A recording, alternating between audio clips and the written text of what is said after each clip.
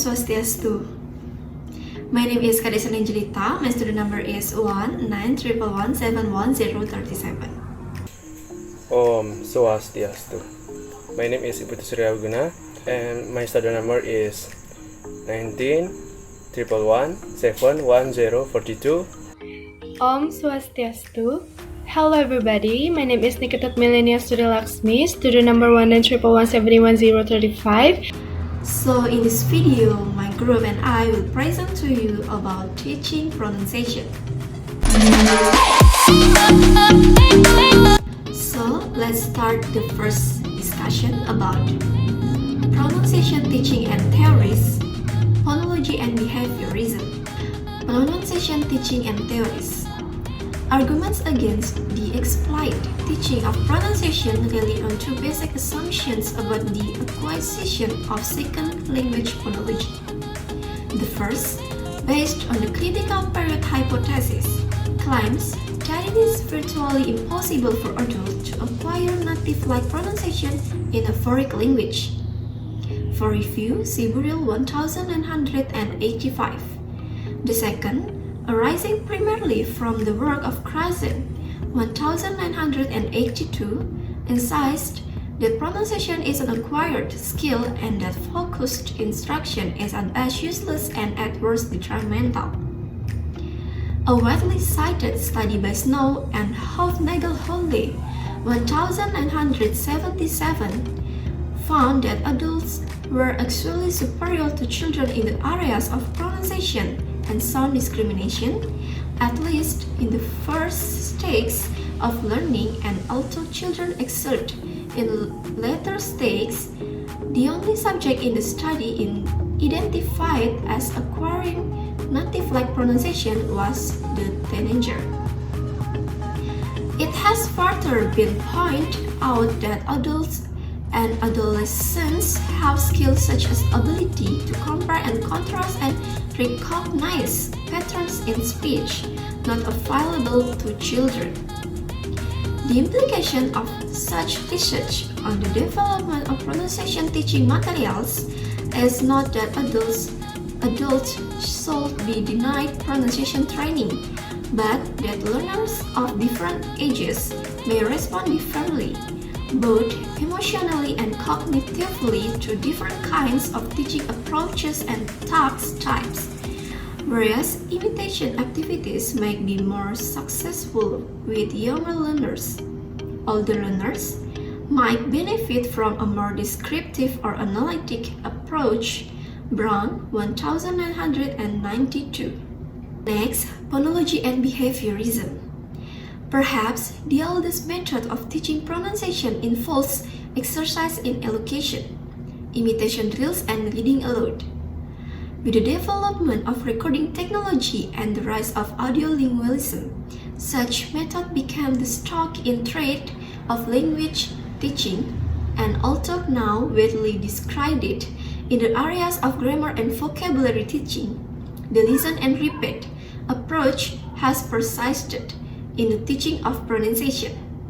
Even materials which claim to be communicative often offer only a variation on this approach, in which simple dialogue reading or practice with minimal pairs is passed off as communicative.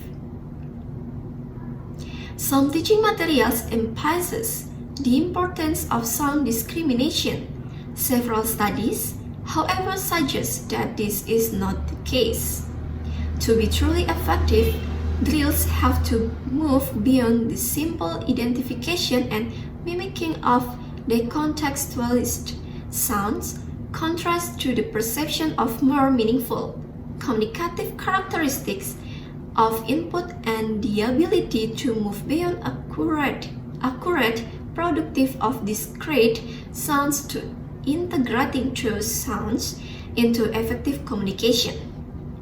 Drills can also be made more lively and memorable by concentrating not just on oral and aural modalities, but also including visual representation and training in the awareness of kind aesthetic sensation. So So, next material will be discussed by Surya Wiguna. Would like to presentation about communication and contextualization, psychological and sociological factors. The first is communication and contextualization.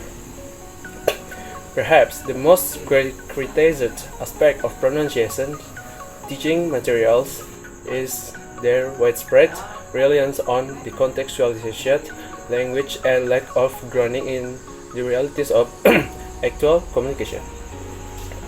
Perhaps the most criticized aspect of pronunciation teaching material is their widespread reliance on the contextualized language and lack of grounding in realities of actual communication. In order to become a competent speaker and listener, a language learner needs to attend to not only the strictly mechanical articulatory aspect of pronunciation, but also to the meaningful correlates of those articulatory features in the immediate linguistic context, as well as the large context of human communication. Perhaps the most criticized aspect of pronunciation teaching materials is their widespread reliance on the contextualized language and lack of grounding in the realities of actual communication.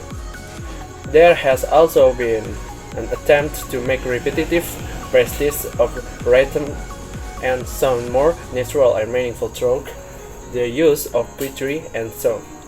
Gilbert, 1993, Malay, 1987. A large number of material, however, after activities which, though at first glance seeming more communicative, are actually just more elaborate forms of drilling, such as dialogue, reading, and highly structured pair practice, such as questionnaire completion, which learners are able to engage in without attending to meaning or communication at all. Absent from most material is the opportunity for freer practice that allows students to participate in discourse situations. Absent from materials is the opportunity for freer practice that allows the students to participate in discourse situations that exemplify a variety of suprasegmental features, such as the free conversation and fluency workshop activities advocated by Wong, 1987. It's obvious that creating a stronger link between pronunciation and communication can help increase learner motivation by bringing pronunciation beyond the lowest common denominator of intelligibility and encouraging students' awareness of its potential as a tool for making their language not only easier to understand but more effective. The next, we move to the psychological and sociological factors. For the material is two aspects of pronunciation teaching that have been virtually ignored in teaching material are the psychological and sociological dimensions. Two aspects of pronunciation teaching that have been virtually ignored in teaching material are the psychological and sociological dimensions. The way one speaks has a great deal to do with the impression he or she wants to create in a particular context. It has been claimed that the more learners identify with native speakers of a second language, the more likely they are to sound like native speakers. Conversely, learners who wish to retain identification with their own culture or social category may consciously or unconsciously retain a foreign accent as a marker of in a group affiliation, such as Guiora and Schonberger, 1990. Point to the importance of empathy and to development of a second language ego. Finally, learners' reason for learning a second language and the use they plan to put the language to can have an effect on how native like they may want or need to sound. Of course, it is difficult for teaching materials prepared for international market to cater to learners with different needs, personalities, learning style, and cultural backgrounds. Some writers, however, have attempted to include opportunities for personalization and student-centered learning in their activities. I will continue the presentation. Now let's move to the other discussion, the focus in ESL literature. ESL stands for English as a Second Language. It means that your student's native tongue is anything but English. ESL involves instructing students on reading, writing, and how to converse effectively. It is based on the following assumptions about oral communication: that the focus in ESL literature has tended to be on grammatical, thematic, and functional approaches to ESL syllabus design. Intelligibility entails more than simply using appropriate lexical items and correct word order. Words stressed incorrectly or with inappropriate pitch or intonation will impede the learner in getting the intended message across. What follows is an outline of one way to approach incorporating a phonological component into ESL lessons. It is based on the following assumptions about oral communication. Speaking usually involves two or more people who use language for interactional or transactional purposes. This should be reflected in the types of activities used in ESL classrooms. Spoken language imparts referential and affective meaning. It means that when we speak, we reveal our interests and attitudes toward the topic being discussed and toward the people we are speaking with. These messages are largely conveyed through the prosodic features of language: stress and rhythm, intonation, pitch variation, and volume. Native-like speech, especially for adult learners, takes time. Learners' intelligibility will not be affected if they substitute one phoneme for another. Not all problems will be at the level of production. Some will be associated with perception. The techniques used need to mirror the types of problems the learners are encountering. Learners need to have some understanding of the role phonology plays in language learning.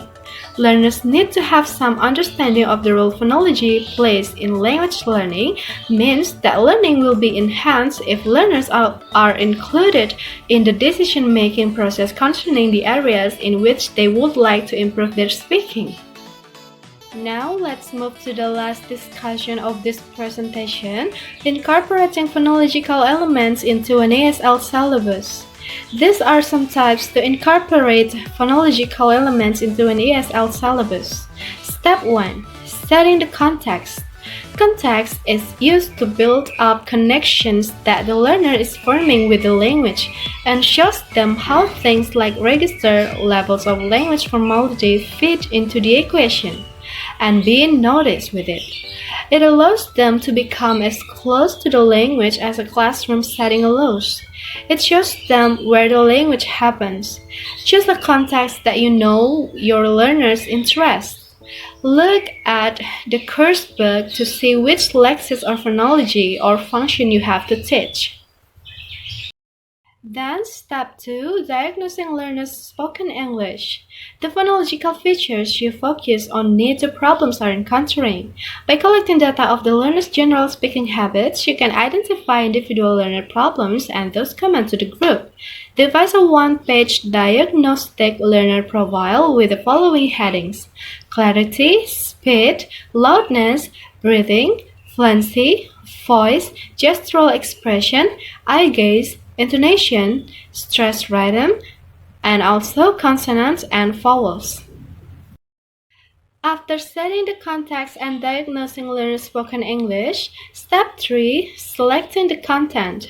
Learning is enhanced when learners are involved in the decision-making process and the content of courses is directly related to their immediate needs and context.